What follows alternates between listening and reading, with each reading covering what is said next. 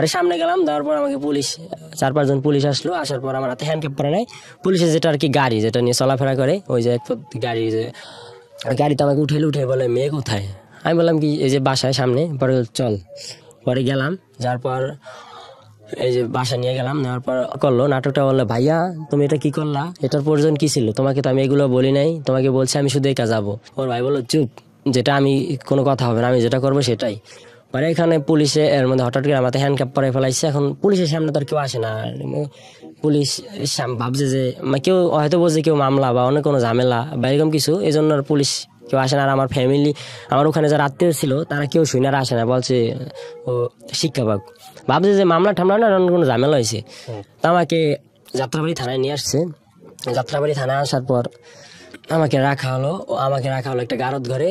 আর গারদ ঘরে গিয়ে দেখি আর অনেক আসামি, রাতের বেলা তো ধরে আসে, কেউ মাদক মামলায়, কেউ ডাকাতি মামলায়, কেউ চুরি মামলায়, বিভিন্ন কেসের আসামি, কেউ ওয়ারেন্টি, কেউ নগদ মামলা। আমি তো কখনো এগুলো জানি না, আমাকে ধরে আনা হলো। এর মধ্যে বলি আমাকে থানা আনার পর আমাকে ওসির সামনে নিল। ওসির সামনে নেওয়ার পর বলে কিরে তুই এত শোক নাকা, হিরণ টিরণ খাস নাকি, মানে আমি কিছুই বলতেছি না, আমি শুধু শুনতেছি যে কি বলতেছে এগুলা। বলার পর বলছে, ওই যে ওসিটার নামটা বলতে চাচ্ছি না, ওসিটা হয়েছে মাদারীপুরেরই, ওর বাড়ি। বলতেছে দাদা এই যে আমার বোনকে নিয়ে আসছে, এখন ওদেরকে বলতেছে এই যে তুমি এটা হিন্দু মেয়ে হয়ে কেন একটা মুসলিম ছেলে আসলা। ও বলছে যে ওর নগদ বলতেছে যে আমি জানতাম না যে ও মুসলমান, জানলে আমি আসতাম না, মানে সম্পূর্ণ দোষগুলো আমার দিতেছে যে আমাকে ঠকাইছে। কিভাবে ঠকাইছে ওসি জিজ্ঞেস করলো, বললো যে ও মুসলিম কিন্তু আমাকে বলছে ও হিন্দু। কিন্তু এভাবে কখনো কথাই হয় না যে হিন্দু কে মুসলিম। আমার কাছে 2000 টাকা ছিল, আমাকে ওসি রুম থেকে বের হয়ে এক কনস্টেবল ছিল, কনস্টেবল আমার পকেট থেকে হাতে আমার টাকাগুলো নিয়ে গেছে। এটা নেওয়ার পর আমাকে গারদ গাড়ি নেওয়া হলো, আমার পয়েন্টে বেল ছিল, হাতে ঘড়ি ছিল, এগুলা সব নিয়ে গেছে। নেওয়ার পর আমার প্যান্টটা ছিল একটু ঢোলা, প্যান্টটা খুলে পড়তেছে। তো আমি থানার ভিতরে ওই রাতটা ছিলাম, রাতে এত পরিমাণ মশা আর ফ্লোরে ঘুমাইতে দিছে।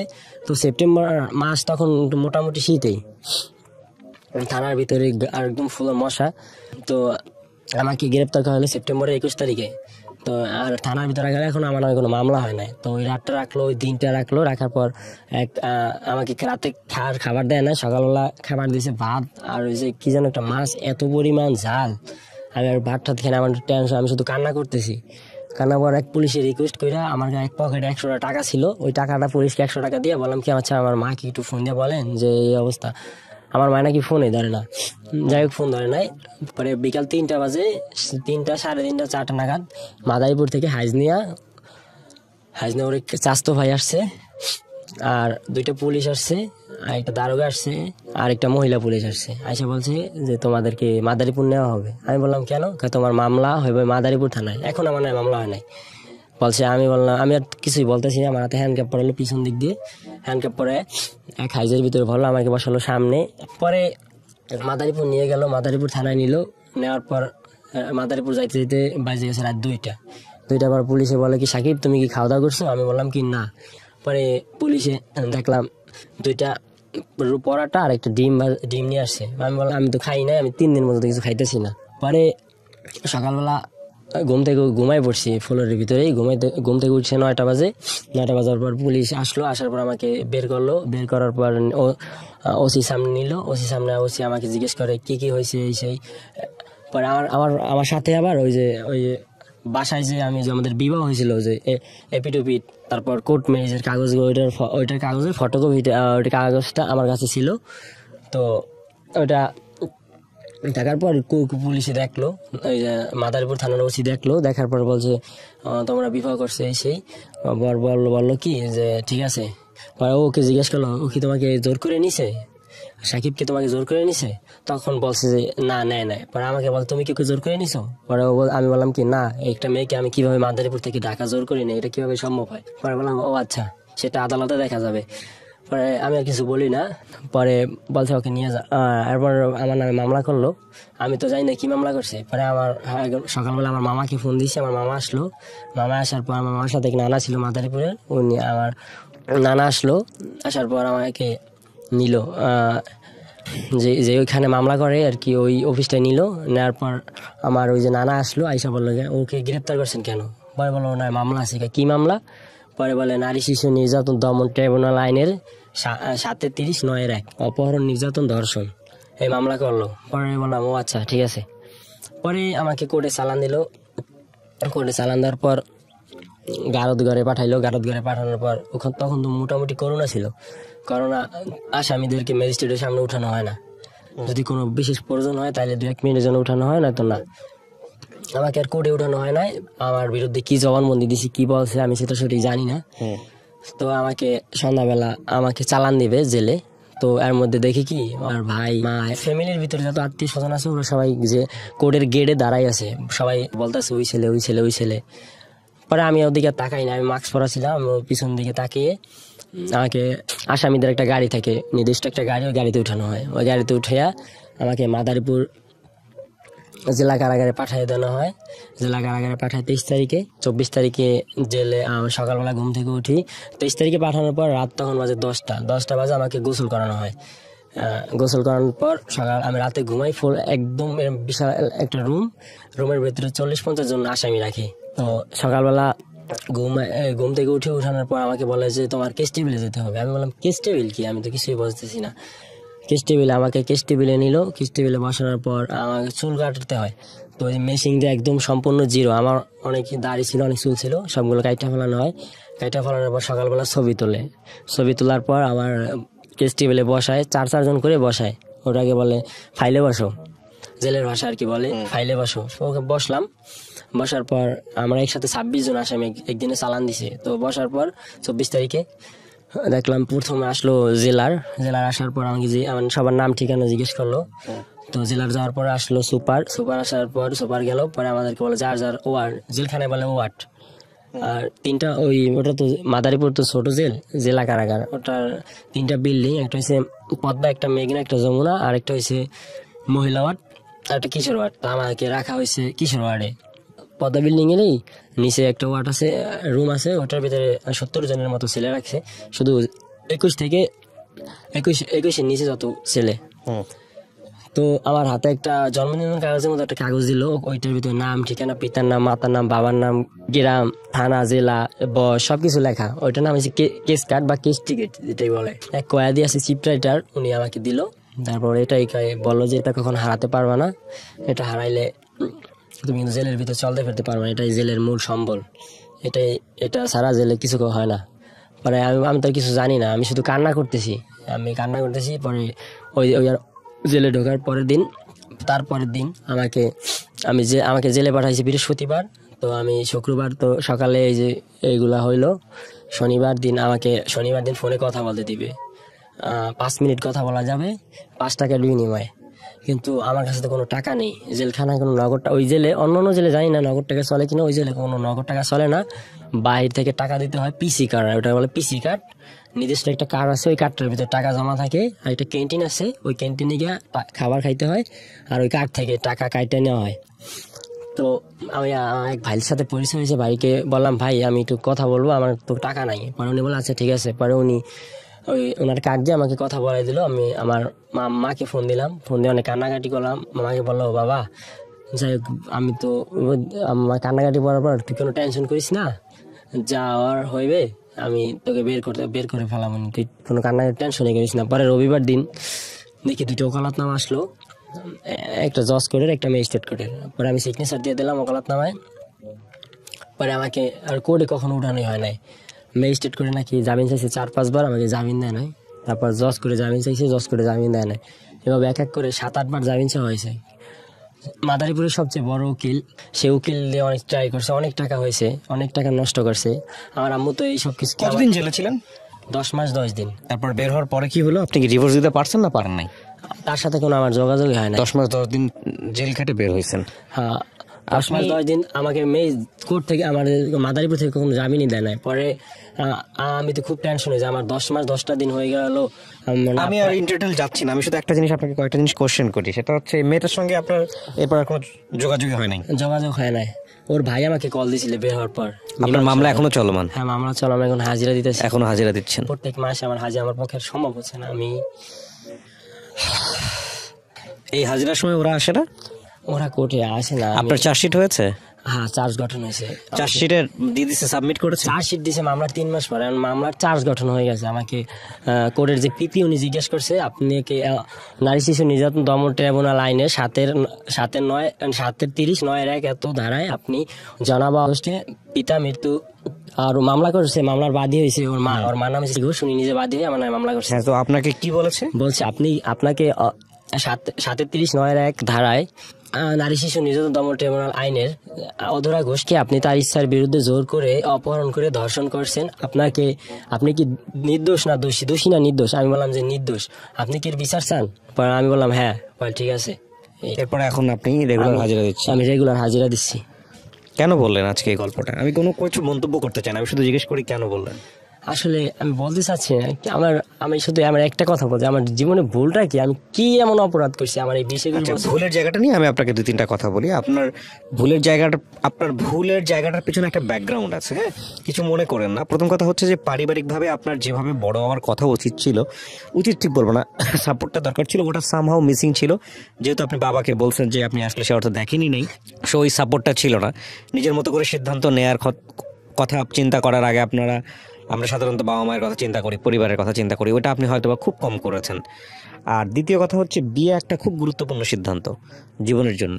এই সিদ্ধান্তটা এইভাবে হেলাফেলাভাবে করাটা কোনোভাবেই উচিত হয়নি। একটা মেয়ে সে ইমোশনালি ধর্ম চেঞ্জ করে আপনাকে বিয়ে করছে, আবার ইমোশনালি বের হয়ে যাচ্ছে, এই মেয়েটা বিয়ের পরে এরকম একটা ঘটনা ঘটালে সেটা আপনার জন্য কতটা ভয়ঙ্কর হতে পারে এটা তো চিন্তার বাইরে। এখন আপনার জন্য যে জেলটা যদি হয়ে যায়, আল্লাহ না করুক, কত বছর আপনাকে জেলে থাকতে হবে, কত বছর আপনাকে জেলের ঘানি টানতে হবে একমাত্র আল্লাহ জানে। আমি জেল থেকে বের হয়ে আমি ভালো নেই, আমি 3-4 বার আত্মহত্যা করতে গেছি, আমি আত্মহত্যা করতে পারতে আমার ফ্রেন্ড আমাকে বাঁচাইছে, আমার ফ্যামিলি আমাকে বাঁচাইছে। জানি না হঠাৎ করে কোনো একদিন শুনবেন যে আমি আত্মহত্যা করাটা কোনো সমাধান না। তবে এটা ঠিক যে আপনার গল্প থেকে অনেক কিছু শেখার আছে আমাদের, বিশেষ করে সোশ্যাল মিডিয়াতে এই ধরনের সম্পর্কে জড়ানোর আগে 100 বার চিন্তা করবেন যে কনজুগাল লাইফে আপনারা যাবেন কিনা। এটা খুবই গুরুত্বপূর্ণ একটা এপিসোড। জি, আপনি শিওর থাকেন হয়তো খুব শীঘ্রই শুনে যাবেন যে খবরের ব্যাপারে হয়তো শিরোনাম হবো আমি। না, এটা শিরোনাম বা ওরকম কোনো কিছু হওয়াটা ইম্পর্টেন্ট না। শোনেন, জীবনটা না, প্রত্যেকটা মানুষই একটা সার্টেন পিরিয়ড পর্যন্ত পৃথিবীতে বাঁচে। আপনি হয়তো একভাবে কষ্ট পাচ্ছেন, আরেকজন আরেকভাবে কষ্ট পাচ্ছে। এখন আমার এখন পরিস্থিতি একটু শুনেন। আমি বেতন পাই 10,000 টাকা, 10,000 টাকা 4,000 টাকা যায় খাবার বিল, তারপর আপনার 1500 টাকার মতো যায় বাসা ভাড়া, আমার মাসে 700 টাকার মতো দিতে হয় গাড়ি ভাড়া, আমার মাসে হাজিরা পরে সেখানে দিতে হয় 2,000 টাকা। আমার দুনিয়া থেকে আমার মা ছাড়া কেউ নাই, আর মাকে দিতে হয় কিছু। আমার মাকে আমাকে 50,000 আমাকে 1,50,000 টাকা ঋণ করে আমাকে ধার করছে, জেল থেকে বের করছে। আমার বসে দিছে 50,000, আর 50,000 আমার মামা বাড়ি থেকে দিছে, আর 50,000 টাকা আমার সুদের উপরে আনছে, লোন আনছে। আমার মার প্রত্যেক মাসে 7,000 টাকা দিতে হয়। কিন্তু মেয়েটার সঙ্গে কি আপনার কোনো যোগাযোগই হয়নি এর পরবর্তীতে? না। তা আপনি পাল্টার একটা মামলা করেন। কি মামলা করবো আমি? কেন? আপনি আইনের আশ্রয় নিতে পারেন তো, যে আপনার বিরুদ্ধে মিথ্যা মামলা করা হয়েছে, আপনার কাছে তো প্রমাণ আছে সমস্ত কিছু। হ্যাঁ, প্রমাণ আছে, বিয়ে হয়েছে। শুধু আমার কাছে ওর 3 মাস বয়সের কম, এর কারণে ওর কাবিন নামাটা নিয়ে সেটা সবকিছু আছে। এক্স্যাক্টলি, সো ওইটাই হচ্ছে সবচেয়ে বড় সমস্যা জায়গাটা। আমি এটাই বলতে চাচ্ছিলাম যে আইনের তো এখানেই তো মার পেয়েছে, আপনি ধরা খেয়ে গেছেন। আপনি প্রাপ্তবয়স্ক ছিলেন, ওর 3 মাস বয়স কম ছিল, এই কারণে প্রাপ্তবয়স্ক ছিলাম না। আপনি ছিলেন না প্রাপ্তবয়স্ক? না। তাহলে তো এটা মামলা, তো এটা নিয়ে আপনিও চাইলে আইনের আশ্রয় নিতে পারেন। আপনি উকিলের সাথে পরামর্শ করেন, করে আপনিও আইনের আশ্রয় নিতে পারেন।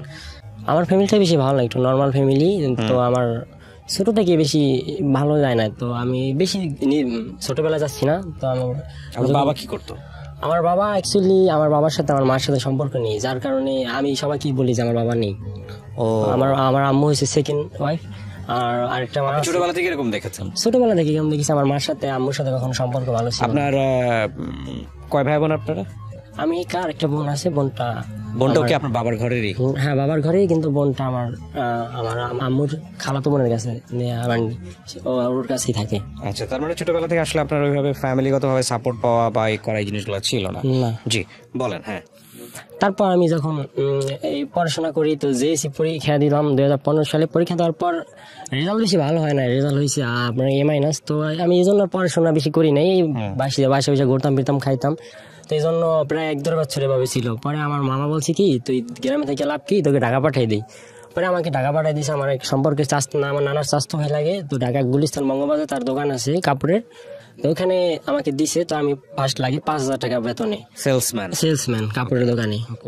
আমি তেমন কথা বলতে পারতাম না কাস্টমারের সাথে, এমনি জাস্ট চা পানি কাস্টমারদের সিগারেট এগুলো লাগাই দিতাম। লজ্জা অনুভব করতেন? হ্যাঁ, লজ্জা। এভাবে আমি চাকরি করতে থাকি। তো এইভাবে 1-1.5 বছর চলে যায়। 1-1.5 বছর পর এই একটা ফোন কেনা হয়, ফোন কিনে এমনি ফোন কথা হয়।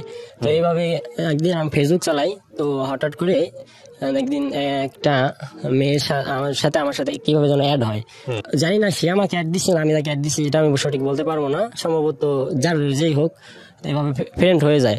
তো একদিন ওই মেয়েটা দেখি কি একটা ইলেকট্রিক স্মার্ট একটা সিলেট পিক দিয়ে ফেসবুকে পোস্ট দিছে, মাই লাইফ লাইন।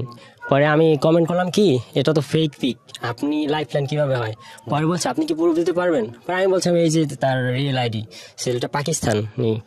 পরে বলছে ও আচ্ছা। পরে দেখা বলার পরে ওর সাথে এভাবে আস্তে আস্তে পরিচয় হয়, এভাবে ফেসবুকে মেসেজ করা হয়, আস্তে আস্তে ওর নাম্বারটা আনা হয়, নাম্বার আনা কথাবার্তা হয়, এক বছর বলতে বলতে অনেকদিন এমনি জাস্ট ফ্রেন্ডলি কথা হয়, নাম্বার আনা হয়, কথা বলা হয়। একদিন হঠাৎ করে আমি বলি কি আচ্ছা আমি তোমাকে কল দিব নাম্বারে। পরে বলে কি না, নাম্বার নেওয়া হয়েছে, নাম্বারে কল দিতে হবে না, আপনি মেসেঞ্জারে কল দেন। পরে তার একদিন আর ওই দিনকার কথা হয় না, তারপরের দিন কথা হয় না, তারপরের দিন আমাকে মেসেজ দিছে, কই আপনি নাকি কল দিলেন না তো। পরে কল দিলাম, তারপরের দিন আমি কল দিলাম, ডিউটি করে বাসায় এসে 10টার পরে গোসল করে খাওয়া দাওয়া করে কল দিলাম। পরে কথা হইতেছে, কথা বলতেছি, তো এইভাবে কিছুদিন কথা বলা হয়। তো সময়টা হয়েছে 19-এর লাস্ট 20-এর ফার্স্ট। এই সময় একদিন হঠাৎ করে আমি কল দিছি রাত প্রায় 12:30টার দিকে। পরে কথা বলতেছি, কথা বলার সময় হঠাৎ করে আমি বললাম কি আচ্ছা আপনার একটা পিক পেতে পারি? পরে বলছে কেন? আমি বললাম এমনি দেখবো। পরে দেয় নাই, পরের দিন পাঠাই দিছে। পরে পিকটা আমি দেখলাম, পিকটা দেখার পর আমি বললাম আপনি তো অনেক সুন্দর। পরে এইভাবে জিজ্ঞেস করলাম, এখন আমি জানি না তার বাড়ি কোথায়। পরে জিজ্ঞেস করলাম আপনার বাড়ি কোথায়? সে বললো আমার বাড়ি মাদারীপুর। আমি বললাম ও আচ্ছা ভালো। পরে এইভাবে কথা বলতে বলতে বলতে এক পর্যায়ে আমাদের মাঝে একটা রিলেশন হয়ে যায়। তো রিলেশন হয়ে যায়, কিন্তু ও তো হিন্দু আর আমি তো মুসলিম, কিন্তু ও জানে না যে আমি মুসলিম আর আমি জানি না ও হিন্দু, কারণ এই টপিক নিয়ে কখনো কথা হয় নাই। তো এইভাবে আস্তে আস্তে রিলেশনটা হয়ে যায়। রিলেশন হওয়ার পর বেশ কিছুদিন এভাবে যায়, বেশ যাওয়ার পর হঠাৎ করে একদিন আমি বললাম কি আচ্ছা আমি তোমার সাথে দেখা করব। ও বলছে এখনো দেখা করেন নাই? না, এখনো দেখা করি না, এমনি ফোনে ভিডিও কলে কথা হয়। আমি বললাম, ও বললে যাচ্ছে কোথায় দেখা করবো? তখন জানতেন আপনি ওর ধর্ম আলাদা, আপনার ধর্ম আলাদা? না, এখন আমি জানতাম না, তখনও জানতাম না। ওর নাম ও আমাকে বলছে পায়েল, কিন্তু ওর অরিজিনাল নাম হয়েছে অধরা ওরফে পিয়া। তো এইভাবে আমি বললাম কি আচ্ছা ঠিক আছে। পরে ও বলছে যে আচ্ছা তুমি শিবচর আসো। আমি বললাম শিবচরটা কোথায় আবার? পরে আমার এক ফ্রেন্ড আছে, ওর বাড়ি মাদারীপুর, ওকে জিজ্ঞেস করলাম। পরে আমি তখন তো আর পদ্মা সেতু হয় নাই, তখন আমি ওর সাথে দেখা করতে যাই, ও শিবচর 5 চর আসে। তো ওই দিনকে আমি প্রায় 9টার ভিতরে শিবচর গিয়ে পৌঁছাই। তো শিবচর গিয়ে পৌঁছানোর পর ওর সাথে এভাবে সারা প্রায় সকাল থেকে সন্ধ্যা পর্যন্ত ছিলাম। শিবচর, 5 চর, তারপর সূর্যনগর, আরো অনেক জায়গা আছে এই এলাকায়, রেস্টুরেন্টে ঘোরাফেরা হয়। তো ঘোরাফেরা আসার পর আমরা বাড়ি আসি, দুজন ওর বাড়ি চলে যায়, আমি ঢাকায় এসে পড়ি। ঢাকায় আসার পর একদিন হঠাৎ করে ওর সাথে আমি প্রায় 3-4 দিন আমি কথা বলা বন্ধ করে দিই। বন্ধ করে দেওয়ার পর আমি জাস্ট দেখতেছিলাম যে আমায় কতটা ভালোবাসে, কতটা মিস করে। হ্যাঁ, পরে দেখি যে 3-4 দিন পর ফোন দিয়ে কান্নাকাটি করতেছে সেই। তো এভাবে আরো রিলেশন হয়ে যায়। পরে আবার আরেকদিন দেখা করি, ওই শিবচরে গিয়া দেখা করে বাসায় আসি। তো বাসায় আসার পর হঠাৎ করে আমি ওর কাছে আমাদের মাঝে কিছু নেগেটিভ পিক আসা নেয়, ও আমার নেগেটিভ নেয়, আমি কিছু ওকে নেগেটিভ পিক দিই, এভাবে হওয়ার পর ও অ্যাকচুয়ালি অনেক ফোন, আমি বলতে চাচ্ছি না ডাইরেক্টলি, ফোনের ভিতরে ভিডিও কলে মানে অনেক অনৈতিক সম্পর্ক হয়। তো যাই হোক এভাবে কিছুদিন হয়ে, তো এর মধ্যে চলে আসছে ঈদ। তা রিলেশনটা আমি এখনো জানি না যে ও হিন্দু আর ও জানে না আমি মুসলিম। গ্রামের বাড়ি যাই, গ্রামের বাড়ি যাওয়ার পর ঈদের 3-4 দিন পর, 3 দিন আর 4 দিন পর শুক্রবার আসে। আমি তো শুক্রবার নামাজ পড়তে যাবো, তো ওর সাথে কথা বলতে থাকি, কথা বলি। পরে কথা বলার পর 11টা বাজে ফোন কাটতে দিই। পরে আমি গোসল করতে যাই, গোসল করে নামাজ পড়তে যাবো, হঠাৎ করে ফোন দিছে। পরে আমি বললাম কি আচ্ছা তুমি রাখো, আমি নামাজে যাব। ও বলছে নামাজ মানে কি, তুমি কি বলতেছো এসব? আমি বলতেছি মানে কি, নামাজ পড়বো, আবার এখানে কি বলতেছি মানে কি? পরে বলছে তুমি নামাজ পড়বা কেন? ও আচ্ছা, এর মাঝে আমি কিছু কথা বলি। আমি মাঝে মাঝে ফোন দিলে ও জিজ্ঞেস করতো কেমন আছো, পরে বলতাম আলহামদুলিল্লাহ। ও বলতো আচ্ছা আলহামদুলিল্লাহ মানেটা কি, আমি কিছু বুঝতেছি না। আমি বলছিলাম আচ্ছা তো আলহামদুলিল্লাহ মানে তো আলহামদুলিল্লাহ আলহামদুলিল্লাহ মানে আমি ভালো আছি বা ভালো কিছু বা এরকম কিছু বুঝায়। পরে বলছো জানি না কি তুমি বলতেছো কি বুঝে আমি বুঝি না। পরে আমি বললাম যে নামাজ যাবো। পরে আচ্ছা বলছি কি আচ্ছা তুমি রাখো, তুমি কোথায় যেন যাবা যাও, ওখান থেকে আইসা ফোন দিও। পরে আমি নামাজ পড়ে আইসা ফোন দিলাম 2টা বাজে। ফোন দেওয়ার পর ও বলছে আচ্ছা একটা কথা বলবো। আমি বললাম কি? পরে বললো যে আচ্ছা তুমি কি হিন্দু না মুসলিম? পরে আমি বললাম আমি মুসলিম। কেন, তুমি কি? পরে বললো ও কান্নাকাটি শুরু করে দিয়েছে। পরে আমি বললাম কান্নাকাটি মানে কি, আমি তুমি কি? আমি তো হিন্দু। পরে দুজনের ভিতরে অনেক কান্নাকাটি হয়। পরে ও বললো যে তুমি আমাকে আগে বলো না কেন? আমি বললাম যে তুমি আমাকে আগে বলো না কেন? তারপর এইভাবে আর ও আমার নাম্বার, আমার যত বড় ফেসবুক, ইমো, হোয়াটসঅ্যাপ, তারপর যেখানে মানে সম্ভব ইন্টারনেটের বা ফোন নাম্বার সব ব্লক লিস্টকে ফেলাই দেয়। পরে আমি 2-3 বার ফোন দেওয়ার ট্রাই করি, পরে আরো ফোন দেয় না, রেসপন্স করে না। পরে একদিন 10-15 দিন পর ও আমাকে হঠাৎ করে ফোন দিছে। ফোন দিয়া বলতেছে কি আচ্ছা যাই হয়েছে আমি তোমাকে বলতে কখনো পারবো না, আমি প্রয়োজনে আমার ধর্ম ত্যাগ করবো। না, ও আমাকে বলে তুমি ধর্ম ত্যাগ করে হিন্দু হয়ে যাও। আমি বললাম কি দেখো এটা আমার পক্ষে কখনো সম্ভব না, প্রয়োজনে এইটা কি কখনো হয়? আর আমরা কি কোনো সেলিব্রিটি বা এরকম কিছু যে আমরা একটু সাধারণ ঘরের ছেলে, এগুলো কখনো আমাদের আশপাশের লোকজন মানবে না, বন্ধু বান্ধব মানবে না, এটা কখনো সম্ভবই না। পরে এভাবে এমনি জাস্ট কথা বলতে থাকি ফ্রেন্ডলি। পরে কয় আচ্ছা আমি মুসলিম হয়ে যাব। পরে কয় আমরা চলো বিয়ে করি। পরে আমি বললাম কি দেখো বিয়ে করবো, আমি মাত্র জব করি 7-8-9 হাজার টাকা বেতনে, এটা কিভাবে সম্ভব? পরে ও কান্নাকাটি করতেছে, এই সেই আত্মহত্যা করবে, এই হাত কাটে, এই করে পাগলামি শুরু করছে, পাগলামি করে। তারপর আমি বললাম কি যে আমি বিয়ে করব, দেখো বিয়ে করতে ঢাকা বাড়িতে বাসা ভাড়া নিতে হয়, বাসা ভাড়া আগে অ্যাডভান্স করতে হয়, তারপর আমরা অনেক একটা বাসার জিনিসপত্র কিনতে হয়, তো আমার কাছে তো কিছুই নেই। আর আমি যা স্যালারি পাই তো আমি নিজে চলতে পারি না। আর আমার ফ্যামিলি ব্যাকগ্রাউন্ড বেশি ভালো না, আমার মা ছাড়া দুনিয়াতে কেউ নেই, আমার মাকে কিছু টাকা দিতে হয়, কিন্তু আমি এই 8,000 টাকা থেকেই যা পাই ওখান থেকে আমি বাসে আমি নিজে চলি আর আম্মুকে কিছু দেই। পরে ও বললো কি আচ্ছা আমি তোমাকে টাকা দিতেছি। ও বললো কি আমার হাতে একটা স্বর্ণের আংটি আছে, এই আংটিটা আমি কুরিয়ার করে পাঠাই। আমি বললাম যে কুরিয়ার করে আবার কিভাবে পাঠাবা? পরে বলছে তুমি দেখো। পরে সকালে বলছে, পরে বিকালে করলো কি ওই আংটিটা নাকি বিক্রি করছে ওর এই যে মাদারীপুরের স্বর্ণকার পট্টি না কোথায় যেন বিক্রি করে। আমাকে বল তুমি বিকাশ নাম্বার দাও। পরে বিকাশ নাম্বার দিলাম, পরে ও 8,000 টাকা পাঠাইছে। টাকা পাঠানোর পর আমি টাকাটা আমার কাছে রেখে আমি আবার ওর ঘুরেতেছি, বলছি আজকে না কালকে, কালকে না পরশু, দেখো হবে না কখনো। এই ও বুঝ মানেই না, কান্নাকাটি করে, পাগলামি করে, এই সেই। কিন্তু এভাবে কান্নাকাটি করে পরে এর মাঝে আবার আমরা একদিন দেখা করি। দেখা করতে আমি বলি কি আচ্ছা আমি গাড়িতে বাড়ি যাব। পরে বললাম আচ্ছা ঠিক আছে তুমি আসো আমরা দেখা করি। ও বললো কোথায়? মাদারীপুর। তো ও বলে আচ্ছা আমি ওখানে আসো, তুমি ওখান থেকে নাইমো, ওখানে আমরা দেখা করি। পরে ওখানে 1-1.5 ঘন্টা দেখা হয়। পরে ওইখান থেকে আমি বাড়ি চলে যাই, বাড়ির থেকে আবার এর মাঝে চলে আসি কোরবানির ঈদ। কোরবানির ঈদে আমি কোরবানির আগে ছিল লকডাউন, তো কোরবানির 6-7 দিন আগে সম্ভবত লকডাউনটা খুলে দিয়েছে, আমার স্মরণ নেই। তো ওই সময় আর কি ও বলতেছি আচ্ছা এই লকডাউন যাক, লকডাউন গেলে আমরা এই যে কোরবানির পর আমরা তুমি একটা টাইম বের করো, ওই দিনকে আমরা বিয়ে করবো। পরে বললাম কি আচ্ছা ঠিক আছে। তো এইভাবে কোরবানি আসার পর আমি দোকান থেকে কিছু টাকা বেতন পাই, কিছু বোনাস পাই, মিলে জিলে প্রায় 70-80 হাজার টাকা বোনাস পাই। তা আমি আমি প্রত্যেক বাড়ি গিয়ে আমার আম্মুকে আমার হাতে 5-7 হাজার টাকা রেখে আম্মুকে দিয়ে দেয়। কিন্তু ওই ফির আমি আম্মুকে মাত্র 10,000 টাকা দিয়ে বলছি কি এবার তো লকডাউন গেছে, বসের ব্যবসা বেশি ভালো যায় না, এই জন্য আমাকে বেশি টাকা দেয় নাই, যে তোমাকে এইটাই দিলাম। পরে বলছে আচ্ছা ঠিক আছে।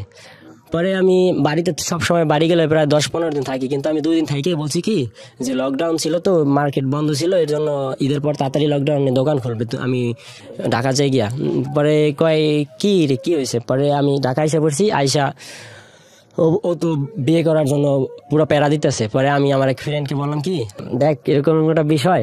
পরে ও বলে বিয়ে করবি কর, আমি দেখতেছি। পরে আমি যার কাছে বলি যে মেয়ে হিন্দু, আমি ছেলে, কেউ আমাকে সাপোর্ট দিতেছে না, কিন্তু আমি নিজেই বেশি বলছি, নিজেই তেরামি করে আমি নিজেই বিয়ে করতে, আমি নিজেই রাজি, বাকি সবাই রাজি। হ্যাঁ বাকি সবাই রাজি না। আমি যাকেই বলছি বিষয়টা দেখ, আমার বন্ধু বান্ধব যায়, আমি কিন্তু আমার ফ্যামিলিকে আমি কখনো বলি নাই, কিন্তু এমনি ফ্রেন্ড যা ক্লোজ আছে তাদের কাছে বলছি।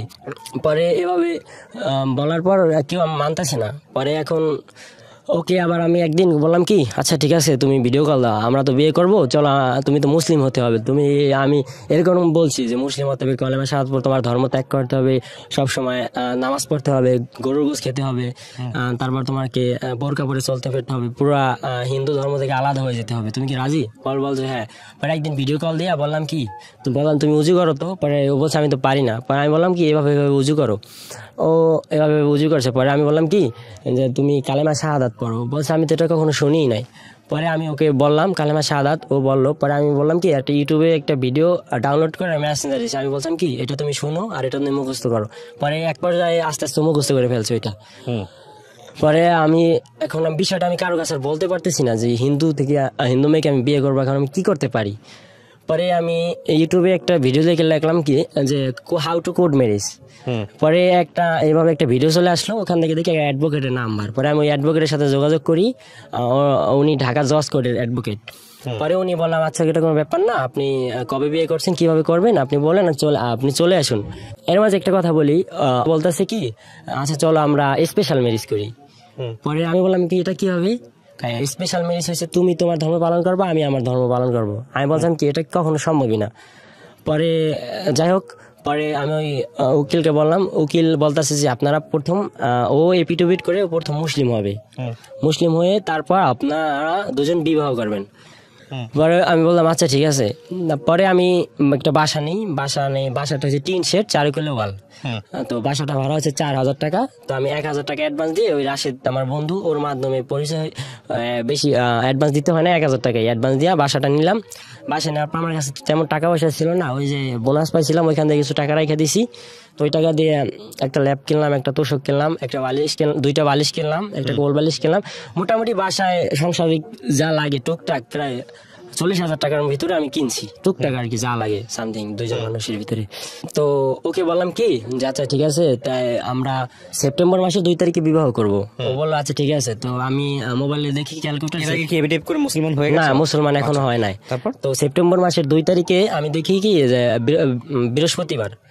তো আমি বসকে বললাম, না এখনো বলি নাই বসকে। তো আমি বাসা নিলাম, বাসা নেওয়ার পর এর মধ্যে হঠাৎ করে এভাবে কথা বলতে থাকি আমাদের তো বিবাহ করবোই। তো তারিখটা হয়েছে আপনার গিয়া 25-26 তারিখে। আমি হঠাৎ করে শুনি এইভাবে কথা বলতেছি। তো 31 তারিখে আমি দোকান থেকে আসতেছি, তখন বাজে 9টা। 31 ও আমাকে ফোন দিয়ে কান্না করতেছে। আমি বললাম কি হয়েছে? পরে বললো কি আমার বাবা নেই। আমি বললাম কি বলতেছো? পরে ও কান্নাকাটি করতেছে, এই সেই, আমার দুনিয়াতে আর কেউ নেই, আমার মা আমাকে বেশি ভালোবাসে না। তো আমি বললাম কি তোমার মা তোমাকে ভালোবাসে না কেন, কি হয়েছে? তোমার মায়ের থেকে আর পৃথিবীতে আপন কে আছে? ও বলছে না, আমার সবচেয়ে কাছের মানুষ হয়েছে আমার বাবা। আমার বাবা চলে গেছে, এখন আমি এখানে 1 সেকেন্ড থাকবো না, আমার বাবাকে আমি দাহ করে আমি তোমার কাছে সাথে সাথে চলে আসবো। পরে আমি ওকে অনেক বুঝাইতেছি, ও কিন্তু কিছুতেই বুঝ মানতেছে না। বুঝ না মানার কারণে তো 31 তারিখে তোর বাবা মারা গেল। ওর বাবাকে যেটা হিন্দু ধর্মে যেটা করা হয় পোড়ানো হয়, ওকে পোড়ানো হয়েছে, আমাকে পিক ঠিক দিল এই সেই। ওর মা অজ্ঞান হয়ে গেছে, ওর ভাই অজ্ঞান হয়ে গেছে, আমাকে কান্নাকাটি করতেছে। তো আমি বললাম কি দেখো কান্নাকাটি করে কি লাভ, কি যা হওয়ার হয়ে গেছে। তো আমি বললাম কি আচ্ছা যাই হোক, আমি বাসা ভাড়া নিছি, তারপর মালামাল কিনছি, এটা সমস্যা নাই, দরকার আমি 1-1.5 মাস আরো 1 মাস পরে বিবাহ করি। ও কিছুতেই মানতেছে না, কান্নাকাটি করতেছে এই সেই। আমাকে বলতেছে তোমার নামে আমি তোমার কাছে আমার পিক আছে, আমি তোমার নামে পর্নোগ্রাফি মামলা দিব এই সেই, আমাকে বলতেছে। আমি বললাম কি আমি তখন মামলা সম্বন্ধে এরকম কিছু বুঝতাম না, পর্নোগ্রাফি মামলা কি এটা আমি বুঝতেছি না। তো আমার কাছে ওর অনেক পিক ছিল নেগেটিভ।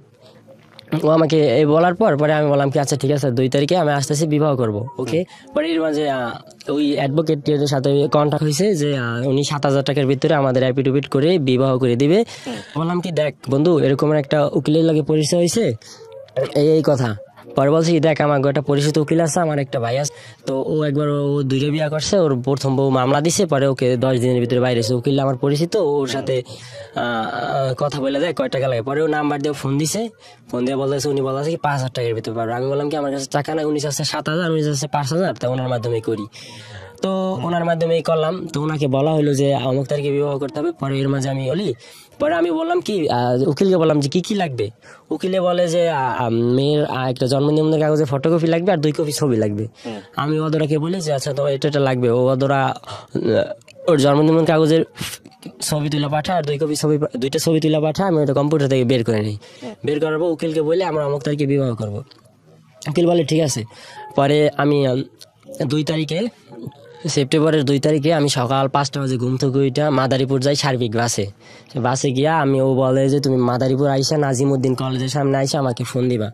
পরে আমি নাজিমউদ্দিন কলেজের সামনে আইসা ফোন দিলাম, ও বলছে ঠিক আছে আসতেছি। 1 মিনিট ফোন দেওয়ার 1 মিনিট 2-3 মিনিট ভিতরেও আইসা পড়ছে।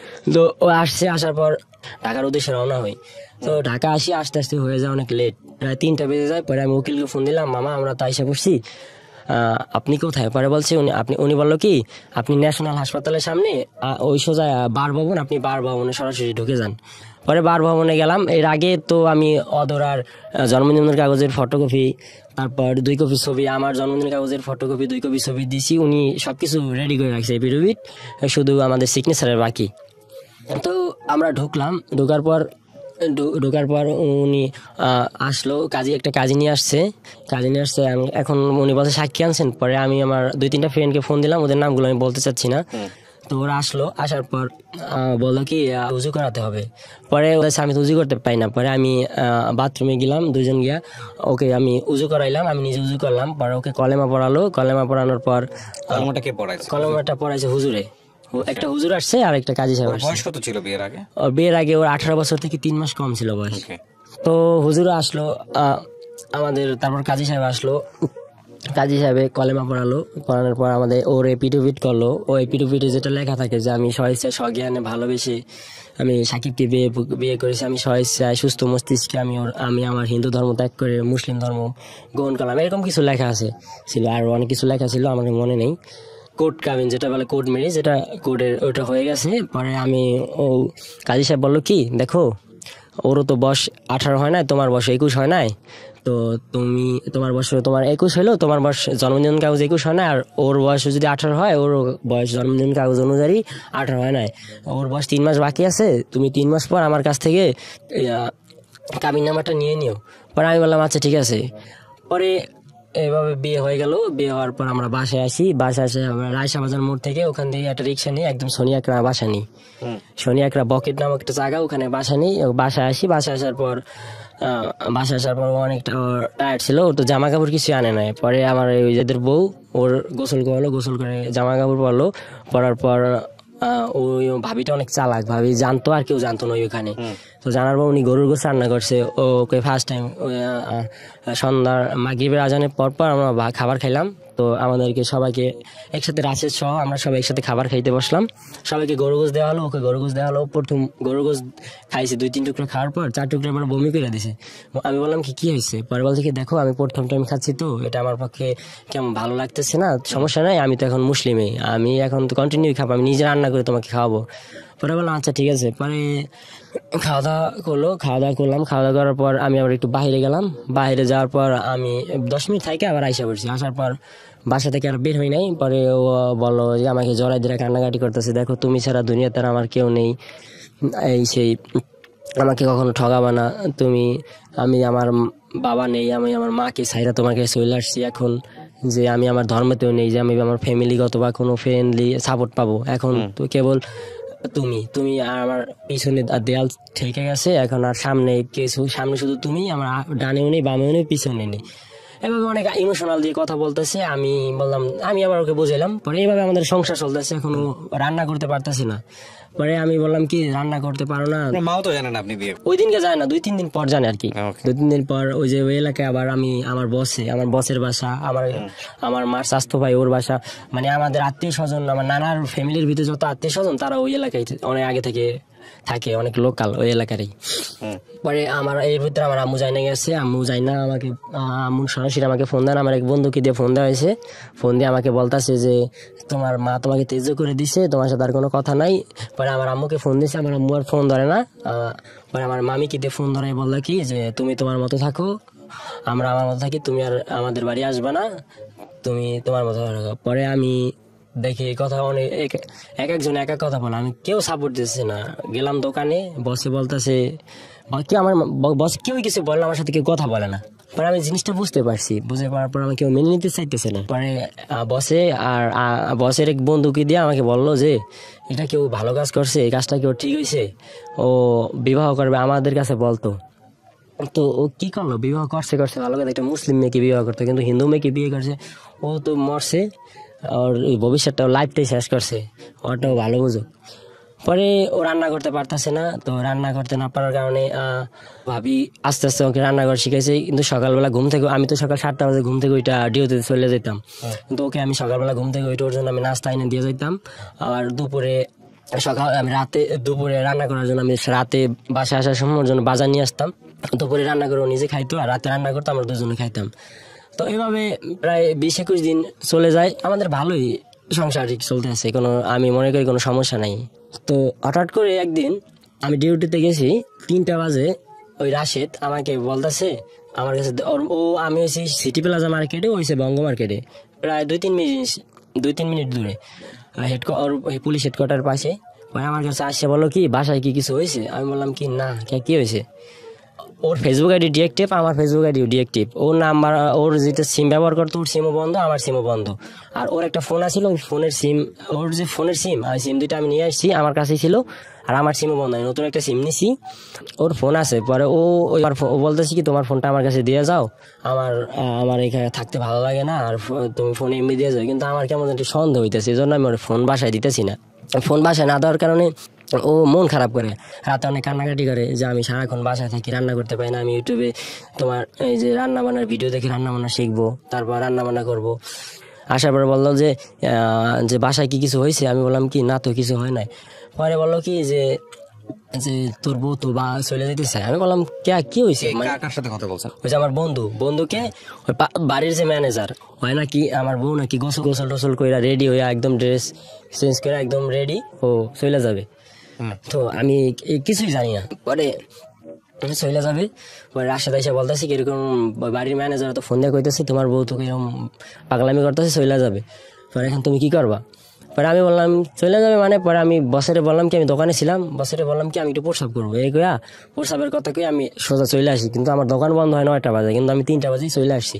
আসার পর আমি আইসা দেখি কি সে গোসল করে রেডি হয়ে একদম রেডি চলে যাবে। পরে আমি বললাম কি আচ্ছা কি অপরাধ কি, তুমি চলে যাবা হঠাৎ করে, যে আমার অপরাধটা কি, শুধু এই কথাটাই জানতে চাই। পরে বলছে তোমার কোনো অপরাধ না। আমি বললাম কি কেন আসলা বা কেনই চলে গেলা, কেনই আমাকে দোষের ভাগী করলা, আমার অপরাধটাকে একটু বলো। তোমার কোনো অপরাধ না, অপরাধ আমার, আমি আসছি এটাই আমার অপরাধ, আমি আমার অপরাধ স্বীকার করে আমি চলে যাচ্ছি।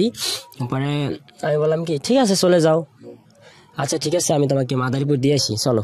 পরে বলছে না আমার যেতে হবে না, আমার ভাই আসতেছে। আমি বললাম কি তোমার ভাই আসতেছে মানে? আমার ভাই আসতেছে, আমার ভাইয়ের সাথে চলে যাব। পরে বাড়ির যে ম্যানেজার আন্টি বললো আন্টি কি হয়েছে? পরে বললো কি দেখো তোমাদের ওই বাড়ির পাশের বাসায় আরেক বাড়িতে টিন শেড বাড়ি, তো ওখানে টিন শেড বাড়ি। পরে বলো ওখানে একটা হিন্দু মহিলা ছিল, ওই হিন্দু মহিলার কাছে ও মনে হয় গেছে। তো হিন্দু মহিলা ওকে বুঝাই টুজাইয়া যে কি কইছে না কইছে, ওই হিন্দু মহিলা নাকি মারে ফোন দিছে, এই যে পরে ওর মায়ের নাকি ওর ভাইরে পাঠাইতেছে। পরে বললাম ও আচ্ছা। পরে আমি মানে কি করবো, আমার মাথায় কোনো কাজ করতেছে না, পুরা মাথা হ্যাং হয়ে গেছে। পরে আমি আর ওকে বাধা দিলাম না, ওকে একটা গালিও দিলাম না, ওকে একটা কিছু খারাপ কথা বললাম না, ওকে একটু থাপ্পড়ও দিলাম না। আমি বললাম ঠিক আছে চলে যাও। পরে আমি রাশেদকে বললাম রাশেদ কি করবো এখন? ও বলছে সমস্যা নাই, ওর ভাই আইতেছে, ওর ভাই রাতে তুইলা দে, আর তুই কোনো জায়গায় গেলে এটা ঝামেলা হইতে পারে, যদি মাইয়া হারা নিয়ে কয় যে নেই পাই নেই, বড় ধরনের ঝামেলা হইতে পারে। তো ওই যে এর মধ্যে বাড়িওয়ালা চলে আসে, বাড়িওয়ালা আঙ্কেল বলে কি আচ্ছা তুমি একটা স্টাম্প নিয়ে আসো, স্টাম্প ওই মেয়ের সিগনেচার রেখে দাও, যদি মামলা টামলা করে তাইলে বাকি কোনো ঝামেলা করলে তাহলে জানি কিছু না হয়। পরে আমি দৌড়িতে একটা স্টাম্প নিয়ে আসলাম 100 টাকার স্টাম্প। আনার পর ওকে বললাম আচ্ছা তুমি এখানে লেখো। ও বলে কি লিখবো? আমি বললাম যে আমি স্বেচ্ছায় বিয়ে করছি, স্বেচ্ছায় আমি হিন্দু থেকে মুসলিম হয়েছি এবং স্বেচ্ছায় আমি চলে গেছি, এগুলো লেখা আর নিচে একটা সিগনেচার করো। ও সিগনেচার করছে। আমি বললাম ঠিক আছে আমি আর চললাম না। হঠাৎ করে শুনি কি ওর ভাই আসতেছে প্রায় 3টা থেকে মাগরিবের আজানের একটু পরেই রাশেদ আমাকে ফোন দিল, কিরে তুই কই? পরে আমি বললাম কি আমি তো এই যে যাই একটু ওই যে সোনিয়াক রেস্টুরেন্টে আয়। আমি বললাম কি হয়েছে? আয় কাজ আছে। মানে এই যে ওর ভাই ত্রিপুল লাইনে ফোন দিছে, ত্রিপুল লাইনে ফোন দিয়ে পুলিশ আনছে। পুলিশ আইনা আপনার গিয়া যাত্রাবাড়ি থানার থেকে পুলিশ আসছে 4 জন, আর একজন আসছে আপনার গিয়া ওই যে আনসার গাড়ি নিয়ে আসছে। তা আমি ওকে এর মাঝে ওর ভাই বলছে কি যে ভাই আমি তো চিনি না, আপনাদের কোনো ক্ষতি করবো না, আমি আমার বোনের নিয়ে যাবো, আমি সোনিয়াক রেস্টুরেন্টে আছি, আমি তো আমার আগাই নেন। পরে ওই রাশেদ গেছে। রাশেদ যাওয়ার পর রাশেদকে পুলিশকে ধৈরা ফেলাইছে, ধৈরা বলছে কি আচ্ছা ওই ওর পোলারে ফোন দে, সাকিবকে ফোন দে।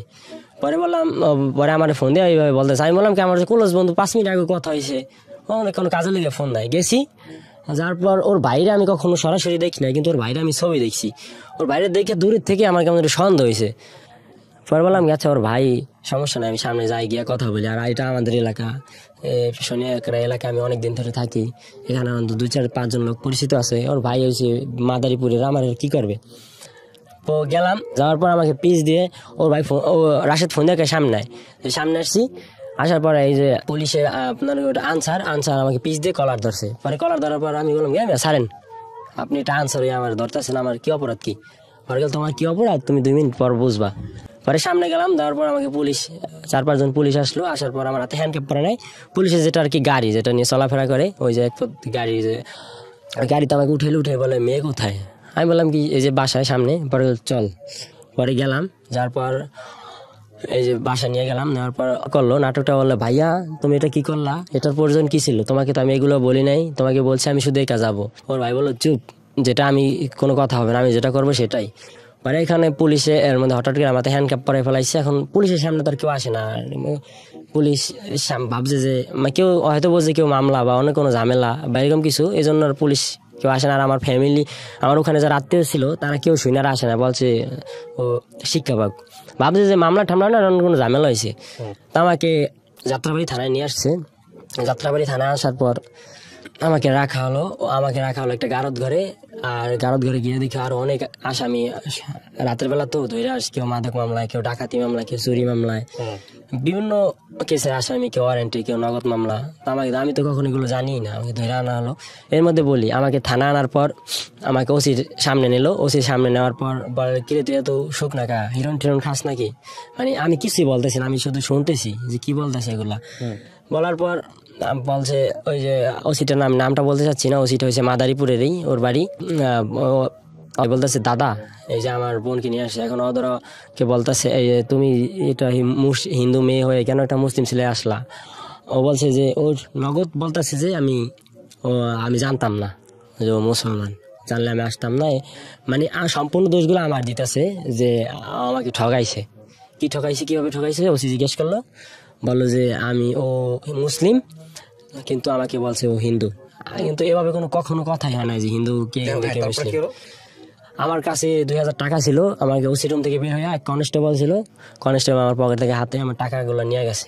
এটা নেওয়ার পর আমাকে গারদ ঘরে নেওয়া হলো। আমার পয়েন্টে বেল ছিল, হাতে ঘড়ি ছিল, এগুলা সব নিয়ে গেছে। নেওয়ার পর আমার প্যান্টটা ছিল একটু ঢোলা, প্যান্টটা খুলে পড়তেছে। তো আমি থানার ভিতরে ওই রাতটা ছিলাম, রাতে এত পরিমাণ মশা আর ফ্লোরে ঘুমাইতে দিছে। তো সেপ্টেম্বর মাস, তখন মোটামুটি শীতেই, থানার ভিতরে আর একদম ফুল মশা। তো আমাকে গ্রেপ্তার করা হলো সেপ্টেম্বরের 21 তারিখে। তো আর থানার ভিতরে গেলে এখন আমার নামে কোনো মামলা হয় নাই। তো ওই রাতটা রাখলো, ওই দিনটা রাখলো। রাখার পর আমাকে রাতে খাবার দেয় না, সকালবেলা খাবার দিয়েছে ভাত আর ওই যে কি যেন একটা মাছ, এত পরিমাণ ঝাল। আমি আর ভাতটা খেয়ে আমার টেনশন, আমি শুধু কান্না করতেছি। কান্না পর এক পুলিশে রিকোয়েস্ট করে আমার এক পকেটে 100 টাকা ছিল, ওই টাকাটা পুলিশকে 100 টাকা দিয়ে বললাম কি আচ্ছা আমার মাকে একটু ফোন দিয়ে বলেন যে এই অবস্থা। আমার মা নাকি ফোনে ধরে না, যাই হোক ফোন ধরে নাই। পরে বিকাল 3টা বাজে, 3টা, 3:30, 4টা নাগাদ মাদারীপুর থেকে হাজনিয়া ওর চাস্তো ভাই আসছে, আর 2টা পুলিশ আসছে, আর একটা দারোগা আসছে, আর একটা মহিলা পুলিশ আসছে। আইসা বলছে যে তোমাদেরকে মাদারীপুর নেওয়া হবে। আমি বললাম কেন? তোমার মামলা হইবে মাদারীপুর থানায়। এখন আমার মামলা হয় নাই বলছে। আমি বললাম, আমি আর কিছুই বলতেছি না, আমার হাতে হ্যান্ডকাপ পরালো পিছন দিক দিয়ে। হ্যান্ডকাপ পরে এক হাইজের ভিতরে ভরলো, আমাকে বসালো সামনে। পরে মাদারীপুর নিয়ে গেল, মাদারীপুর থানায় নিল।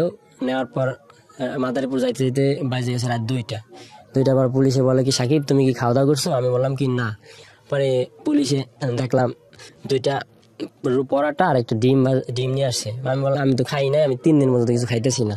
পরে সকালবেলা ঘুম থেকে ঘুমাই পড়ছি ফ্লোরের ভিতরেই, ঘুম থেকে উঠছে 9টা বাজে।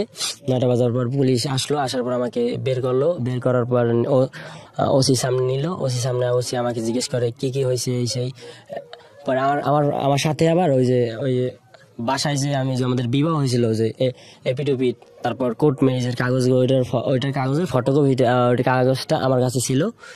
তো ওইটা দেখার পর পুলিশে দেখলো, ওই যে মাদারীপুর থানার ওসি দেখলো, দেখার পর বলছে তোমরা বিবাহ করছে এই সেই।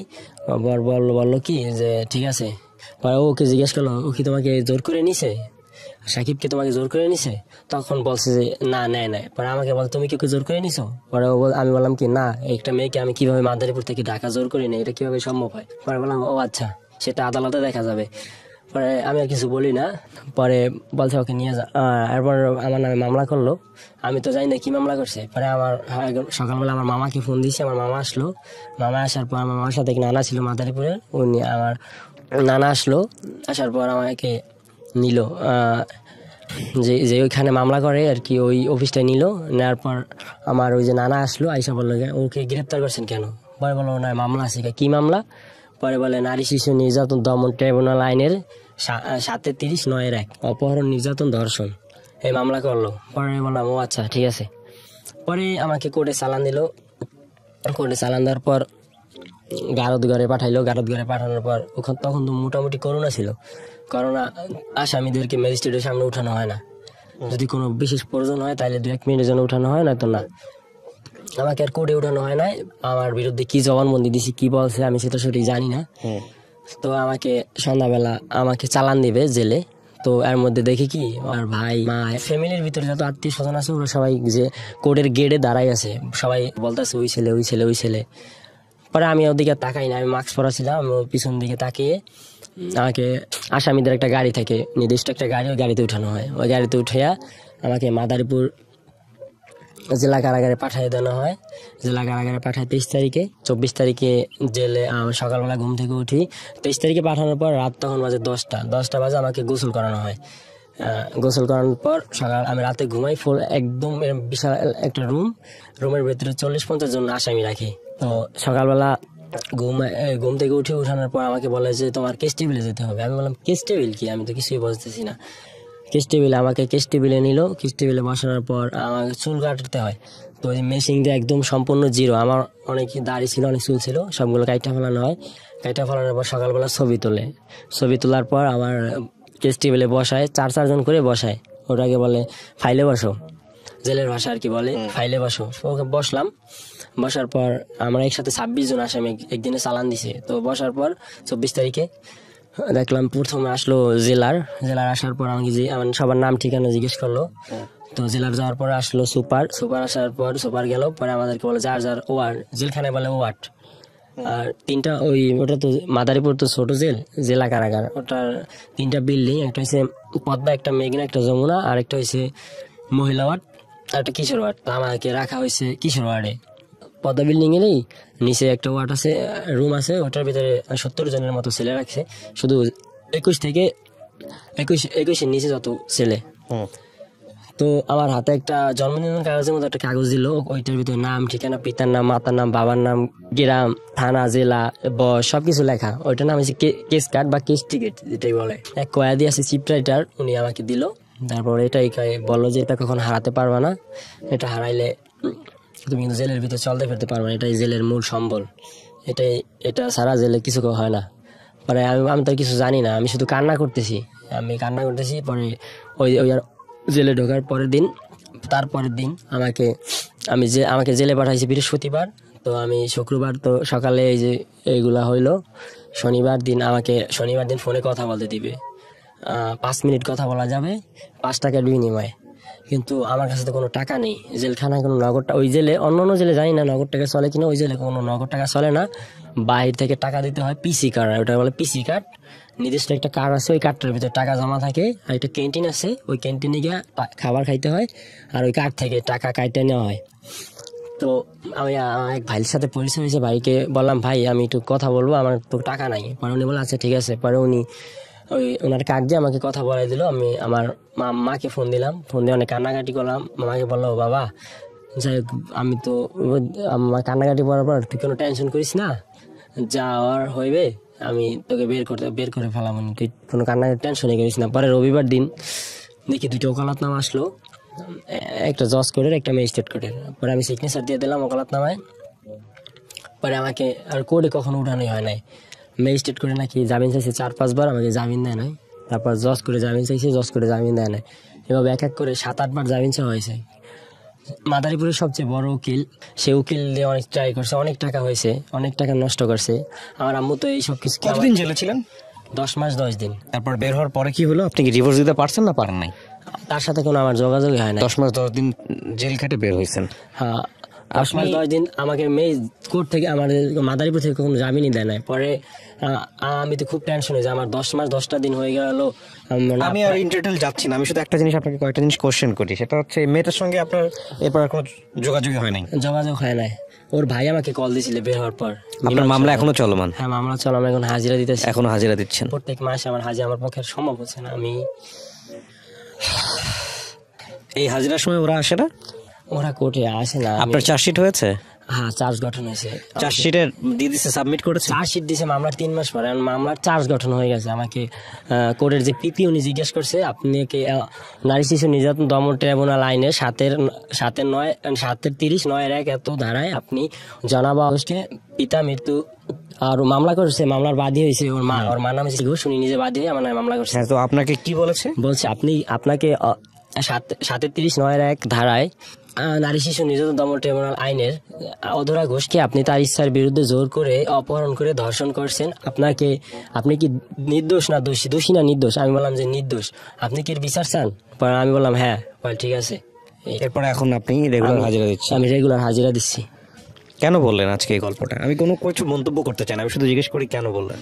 আসলে আমি বলতে চাচ্ছি না, আমি শুধু আমার একটা কথা বলছি, আমার জীবনে ভুলটা কি, আমি কি এমন অপরাধ করছি আমার এই বিষয়গুলো। ভুলের জায়গাটা নিয়ে আমি আপনাকে 2-3টা কথা বলি। আপনার ভুলের জায়গাটার পিছনে একটা ব্যাকগ্রাউন্ড আছে, হ্যাঁ, কিছু মনে করেন না। প্রথম কথা হচ্ছে যে পারিবারিকভাবে আপনার যেভাবে বড় হওয়ার কথা উচিত ঠিক বলবো না, সাপোর্টটা দরকার ছিল, ওটা সামহাও মিসিং ছিল। যেহেতু আপনি বাবাকে বলছেন যে আপনি আসলে সে অর্থ দেখেনি নেই, সো ওই সাপোর্টটা ছিল না। নিজের মতো করে সিদ্ধান্ত নেয়ার কথা চিন্তা করার আগে আমরা সাধারণত বাবা মায়ের কথা চিন্তা করি, পরিবারের কথা চিন্তা করি, ওটা আপনি হয়তো বা খুব কম করেছেন। আর দ্বিতীয় কথা হচ্ছে বিয়ে একটা খুব গুরুত্বপূর্ণ সিদ্ধান্ত জীবনের জন্য। এই সিদ্ধান্তটা এইভাবে হেলাফেলাভাবে করাটা কোনোভাবেই উচিত হয়নি। একটা মেয়ে সে ইমোশনালি ধর্ম চেঞ্জ করে আপনাকে বিয়ে করছে, আবার ইমোশনালি বের হয়ে যাচ্ছে, এই মেয়েটা বিয়ের পরে এরকম একটা ঘটনা ঘটালে সেটা আপনার জন্য কতটা ভয়ঙ্কর হতে পারে এটা তো চিন্তার বাইরে। এখন আপনার জন্য যে জেলটা যদি হয়ে যায়, আল্লাহ না করুক, কত বছর আপনাকে জেলে থাকতে হবে, কত বছর আপনাকে জেলের ঘানি টানতে হবে, একমাত্র আল্লাহ জানে। আমি জেল থেকে বের হয়ে আমি ভালো নেই। আমি 3-4 বার আত্মহত্যা করতে গেছি, আমি আত্মহত্যা করতে পারতে, আমার ফ্রেন্ডরা আমাকে বাঁচাইছে, আমার ফ্যামিলি আমাকে বাঁচাইছে। জানি না হঠাৎ করে কোনো একদিন শুনবেন যে আমি না, আত্মহত্যা করাটা কোনো সমাধান না। তবে এটা ঠিক যে আপনার গল্প থেকে অনেক কিছু শেখার আছে আমাদের, বিশেষ করে সোশ্যাল মিডিয়াতে এই ধরনের সম্পর্কে জড়ানোর আগে 100 বার চিন্তা করবেন যে কনজুগাল লাইফে আপনারা যাবেন কিনা। এটা খুবই গুরুত্বপূর্ণ একটা এপিসোড। জি, আপনি শিওর থাকেন, হয়তো খুব শীঘ্রই শুনে যাবেন খবরের ব্যাপারে, হয়তো শিরোনাম হবো আমি। না, এটা শিরোনাম বা ওরকম কোনো কিছু হওয়াটা ইম্পর্টেন্ট না। শোনেন, জীবনটা না, প্রত্যেকটা মানুষই একটা সার্টেন পিরিয়ড পর্যন্ত পৃথিবীতে বাঁচে। আপনি হয়তো একভাবে কষ্ট পাচ্ছেন, আরেকজন আরেকভাবে কষ্ট পাচ্ছে। এখন আমার এখন পরিস্থিতি একটু শুনেন। আমি বেতন পাই 10,000 টাকা, 10,000 টাকা 4,000 টাকা যায় খাবার বিল, তারপর আপনার 1500 টাকার মতো যায় বাসা ভাড়া, আমার মাসে 700 টাকার মতো দিতে হয় গাড়ি ভাড়া, আমার মাসে হাজিরা পরে সেখানে দিতে হয় 2,000 টাকা। আমার দুনিয়া থেকে আমার মা ছাড়া কেউ নাই, আর মাকে দিতে হয় কিছু। আমার মাকে আমাকে 50,000 আমাকে 1,50,000 টাকা ঋণ করে আমাকে ধার করছে, জেল থেকে বের করছে। আমার বসে দিছে 50,000, আর 50,000 আমার মামা বাড়ি থেকে দিছে, আর 50,000 টাকা আমার সুদের উপরে আনছে, লোন আনছে। আমার মার প্রত্যেক মাসে 7,000 টাকা দিতে হয়। কিন্তু মেয়েটার সঙ্গে কি আপনার কোনো যোগাযোগই হয়নি এর পরবর্তীতে? না। তা আপনি পাল্টা একটা মামলা করেন। কি মামলা করবো আমি? কেন? আপনি আইনের আশ্রয় নিতে পারেন তো, যে আপনার বিরুদ্ধে মিথ্যা মামলা করা হয়েছে, আপনার কাছে তো প্রমাণ আছে সমস্ত কিছু। হ্যাঁ, প্রমাণ আছে, বিয়ে হয়েছে, শুধু আমার কাছে ওর 3 মাস বয়সের কম, এর কারণে ওর কাবিন নামাটা নেই, সেটা সবকিছুই আছে। এক্স্যাক্টলি, সো ওইটাই হচ্ছে সবচেয়ে বড় সমস্যার জায়গাটা। আমি এটাই বলতে চাচ্ছিলাম যে আইনের তো এখানেই তো মার পেয়েছে, আপনি ধরা খেয়ে গেছেন। আপনি প্রাপ্তবয়স্ক ছিলেন, ওর 3 মাস বয়স কম ছিল, এই কারণে প্রাপ্তবয়স্ক ছিলাম না। আপনি ছিলেন না প্রাপ্তবয়স্ক? না। তাহলে তো এটা মামলা, তো এটা নিয়ে আপনিও চাইলে আইনের আশ্রয় নিতে পারেন। আপনি উকিলের সাথে পরামর্শ করে আপনিও আইনের আশ্রয় নিতে পারেন।